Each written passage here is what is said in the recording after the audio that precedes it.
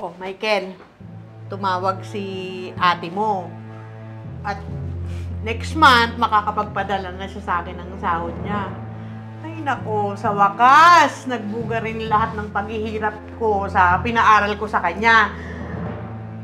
Oo, ikaw, kailan kita mapapakinabangan? Ma, may mga inintay naman ako na tawag. Dun sa mga inaplayan ko. Alin? Yung inaplayan mo na mga below minimum yung sahod? Basta pre, kapag may transaksyon na malalaki, sa akin mo agad ipadala. Para malaki ang kita. Gusto ko kasing bagsakan si mama ng malaking pera eh. Alam mo na, para ako na yung favorite son niya. Naku anak, alam mo ba, proud na proud sa'yo si mama. At saka alam mo, lagi kong ibinibida sa mga kumari ko na may anak ako sa abroad. Tsaka maliit ka pa lang, talagang nakikita ko na yung galing mo. Diyos ko, napapasana all na lang sila lahat. Ay, Michael, nandiyan ka na pala. Wait lang ha, sandali lang. Ma, sige na. Back to work na kami dito ha. I-kamusta mo na lang ako kay Bunso. Oy, sige anak, ay mag-iingat ka dyan ha. Love ka ni mama. Sige, bye-bye. Bye-bye.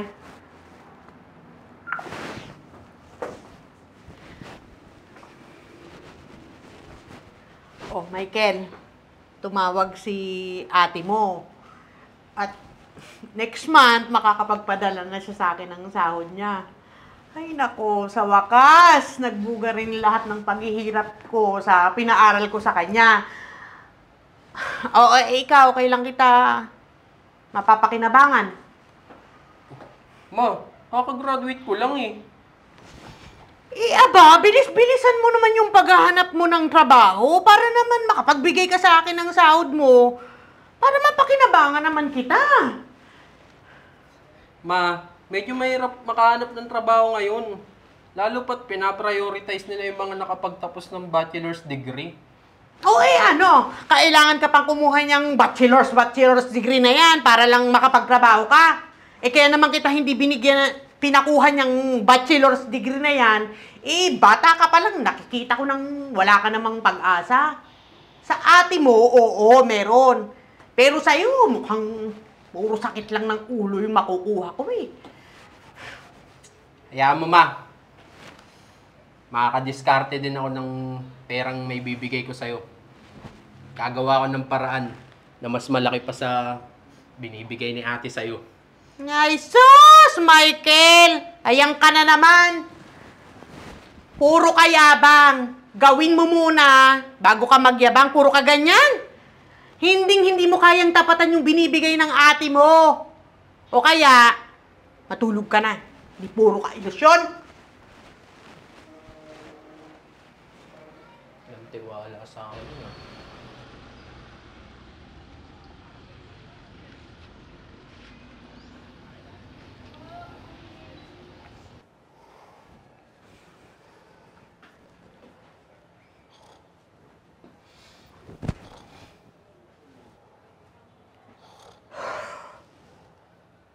Michael.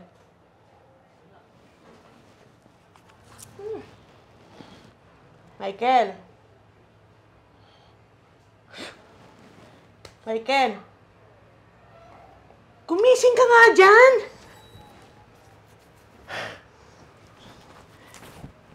Diyos ko, ano ka, pensyonado? Hindi ka man lang ba kilos today para maghanap ng trabaho? Ma, may mga inintay naman ako na tawag. Dun sa mga inaplayan ko.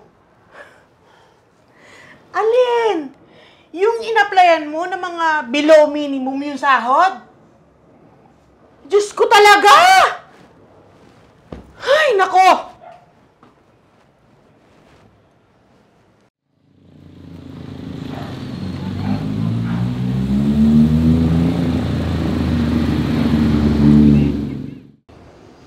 Ganda nito ah. Iuwi ko ito bukas. Tol, may alam ka bang racket yan, Tol? Yung malaki sana yung kita. Kahit ano tol, papasukin ko, magkarakit lang. Eh, bakit tol? Mukhang nasopla ka na naman ng nanay mo na di ba ni kumpara ka sa paborito niyang anak Oo tol. Lagi na lang akong kinukumpara ni mama kay ate. Tapos, ang gusto niya pa, kapag nakapagtrabaho ko, malaki agad yung kita ko. Mas malaki sa kinikita ni ate. Lagi na lang si ate yung magaling sa kanya Gusto mo ba talaga tulungan kita? Oo tol, baka may alam ka dyan. Kita ko kasi, lakas mong kumita Sama mo naman sa racket mo. Pwede naman. Tropa naman tayo. Pero, eto lang, tol. Huwag ka lang maingay. Muli pagsasabi sa iba. Bakit naman? Illegal ba yan? Parang gano'n na nga. Pero malaki ang kita. 10 beses na malaki kaysa dun sa kinikita ng ate mo sa ibang bansa. Pag nagkataon, lalo na kung masipag ka pa. Ano bang racket yan, tol?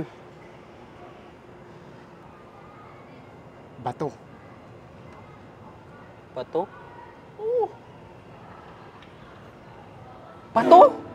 Oo. Bawal na gamot? Oo. Malaki nga kita dyan. Parang gago ka naman, pre. Seryoso ako. Seryoso din ako, pre. So, tulak ka? Oo, tol. Gago, problema yan. Delikado yan, pre. Delikado kung maingay ka. Pero kung tahimik ka lang, madali lang.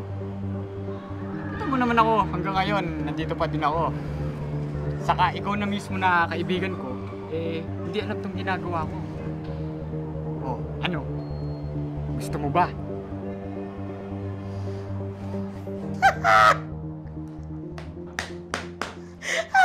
Sabi ko na ka ba?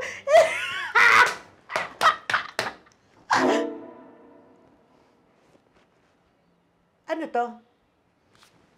Pera. Alam kong pera, pero saan galing to? Ma, may trabaho na ako. Buti naman at may silbi ka na. Tama-tama. Plano ko pa naman na magpasalon. Tapos, pariban ko na dito yung buhok ko, papalitan ko yung kulay ng kuko ko. Iba talaga ang mga anak. Dami nito. One.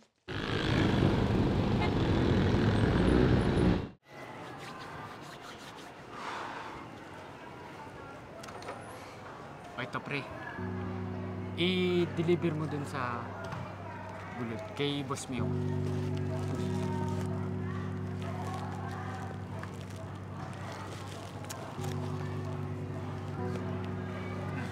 Ito, pre. Bayad. Madami-dami nga, kaya malaki-laki bayad. Ayos.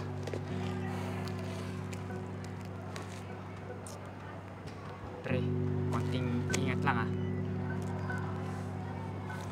O sige pre, ako nang bahala dito. Basta pre, kapag may transaksyon na malalaki, sa akin mo agad ipadala. Para malaki ang kita. Gusto ko kasing bagsakan si mama ng malaking pera Alam mo na, para ako na yung favorite son niya. Ano niya, pre? Pa din ang goal mo? Sige. Akong bahala sa'yo. Sige pre, una na ako Sige. Konting ingat ah.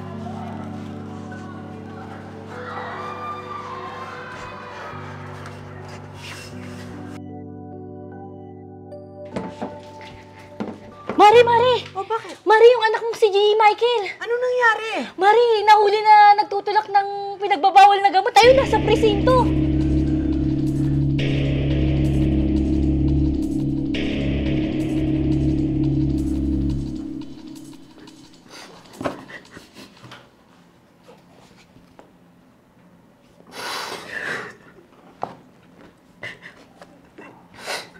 Anak, sorry.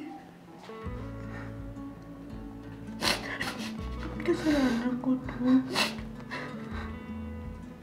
Alam kong ginawa mo lang to. Dahil sa mga pinagsasabi ko sa'yo. Dahil lagi kitang kinukumpara sa atin mo. Pinipressure kita.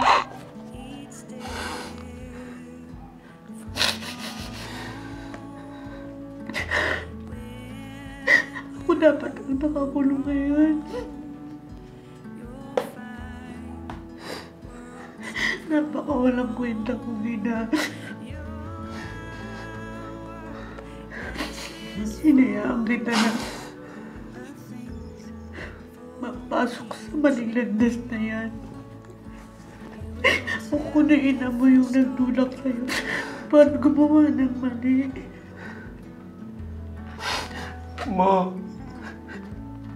ayoko dito, ma.